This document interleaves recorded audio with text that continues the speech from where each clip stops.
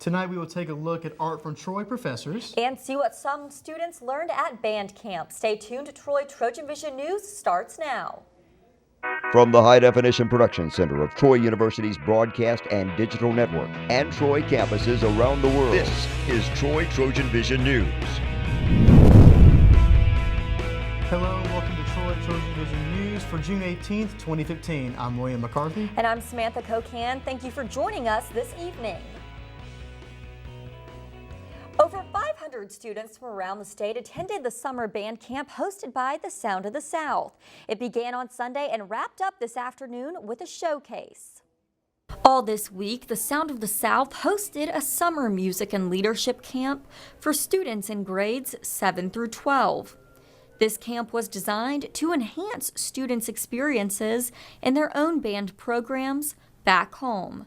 What we do is we hire out alumni, distinguished people or persons in their field to come in and sort of work on foundations and basics, and then we'll work through different skill groups from beginner, intermediate up to advanced, and people that are looking to continue into college.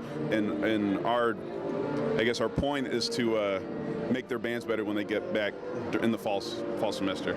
The camp was broken down into the following groups: concert band, percussion, majorette, color guard, drum major, and dance line.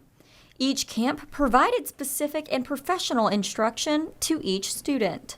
Well, they have essentially class during the day, and at night, starting on Monday, we have an evening activity. Like the first night this year was a movie night in Crosby Theater. Second night's usually a dance, and then the last night has usually been like a talent show or a sort of the Band Olympics, which is sort of like a field event in the stadium. And at the end of camp, the Sound of the South hosted a show and award ceremony for the students to showcase what they had learned. Today we're having our cumulative performance for our summer leadership camp, and groups that will perform will be the concert band, drum line, drum major, color guard, and majorettes and dancers. So this is a culmination of everything that we're working on this week and sort of a showcase performance. And the directors, extended family, and high school staff are here to see. For more information on the Troy University bands, including how you can get involved, you can visit their website at soundofthesouth.org. Starting this week, the Johnson Center for the Arts is showing off the talents of 3 Troy University professors. Christy Henderson gives us a look at the exhibit. The Johnson Center for the Arts is currently showing its newest exhibit, Art of Collaboration, A Joyous Exchange. The exhibit includes mixed media work by Troy art professor Pam Allen and a 13-piece collaboration project completed between writer Diane Orlovsky and multimedia artist Jerry Johnson.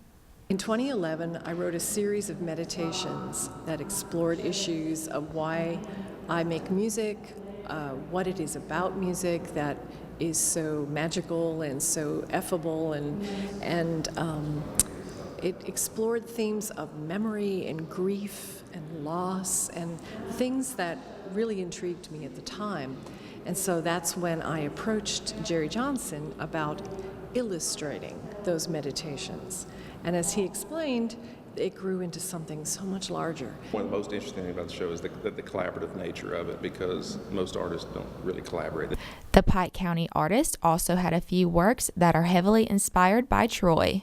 Now, some of my pieces are inspired by a local teenager here in town. It's a high school senior. She did some photography work, and actually we're using some of her pieces in my work as kind of the springboard for the artwork. The one on the very end over there in the back, that's called Alabama. And it does have some imagery from Pike County, because that's where I live. The artists all had some advice to give to anyone who is looking to take their art to a more professional level. Get busy, paint, create, and make sure you enjoy what you're doing. Even though creative things like painting or any type of art is hard work, you have to love it.